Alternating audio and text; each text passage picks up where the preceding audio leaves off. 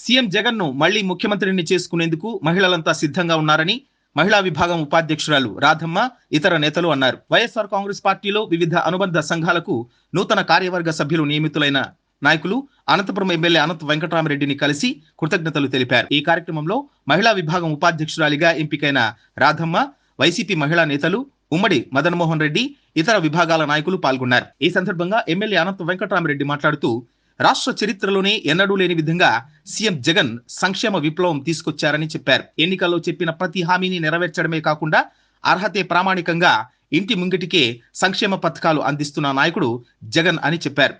మరోవైపు మహిళా విభాగం నాయకులు మాట్లాడుతూ తమకు ఈ అవకాశం కల్పించిన సీఎం జగన్ కు, ఎమ్మెల్యే అనంతకు కృతజ్ఞతలు తెలిపారు. వచ్చే ఎన్నికల్లో వైసీపీ గెలిపే లక్ష్యంగా పనిచేస్తామని వారు స్పష్టం చేశారు. జిల్లా ప్రధాన కార్యదర్శిగా బాధ్యతలు ఇచ్చినందుకు వైఎస్ ముఖ్యమంత్రి జగన్మోహన్ రెడ్డి గారికి, అనంతపురం అర్బన్ శాసనసభ్యులు అనంత వెంకటరామరెడ్డి గారికి కృతజ్ఞతలు తెలియజేసుకుంటున్నాను.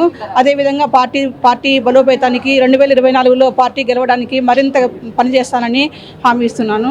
జిల్లా మహిళా విభాగంలో జాయింట్ సెక్రటరీ పదవి ఇచ్చినందుకు గాను నేను వైఎస్ జగన్మోహన్ రెడ్డి గారు సీఎం అయినందుకు అండ్ అనంత వెంకటరామరెడ్డి మన అర్బన్ ఎమ్మెల్యే గారికి చాలా కృతజ్ఞతగా పూర్వంగా ఉంటానని హామీ ఇస్తున్నాను. అండ్ మహిళా సాధికారత లక్ష్యంగా జరుగుతున్న ఈ గవర్నమెంట్ని ఖచ్చితంగా నెక్స్ట్ ఎలక్షన్లో కూడా ఒక పదవిలో నిలబెడదామని ఆశిస్తున్నాను. Please support all the women.